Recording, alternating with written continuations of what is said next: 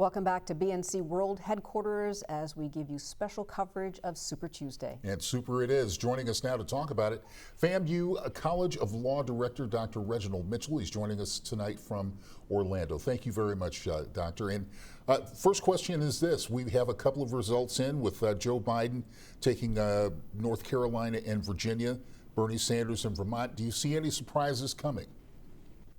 No surprises whatsoever. Bernie benefited from his home state, as was expected.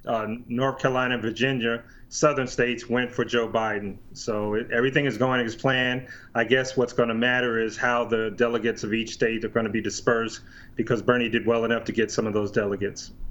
You're at a law school in Orlando, an African-American law school.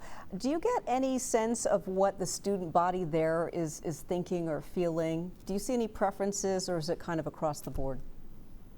Well, you know, we try not to talk about politics because it could get very sticky, but I think the general feeling, and no surprises, most people want a new president. So I don't think we polled our students or faculty to see which one of the candidates they want, but it's a long time until November. So once we get through this Democratic primary and you have two candidates, I think that's when it's going to come out even more directly. And let's just talk about the HBCU students in general. How excited and enthused are they about this election process? Do you see more of an uptick in this particular cycle than you've seen before? Absolutely. I started out in election law doing election protection after the 2000 election.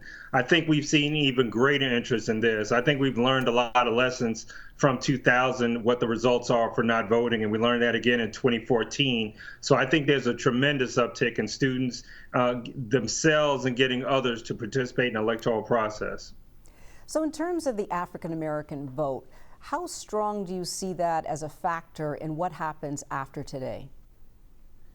You know, I think Vice President Biden owes his survival thus far to the endorsement in South Carolina. So what you saw in South Carolina reviving his candidacy with the African-American vote, and the same thing they're sort of counting on in Virginia, North Carolina, and the rest of the southern states, I think it plays a major role. Rumor has it he's going to pick Kamala Harris or some other African-American as his vice presidential candidate, and it kind of makes sense because we saw the same thing in the Alabama Senate race where African-Americans played a major role. So we've been loyal partisans to the Democratic Party, so I think it's going to be rewarded this time, particularly since he served under President Obama, and we saw the uptick in turnout once we had a lot of African-American candidates on the ballot.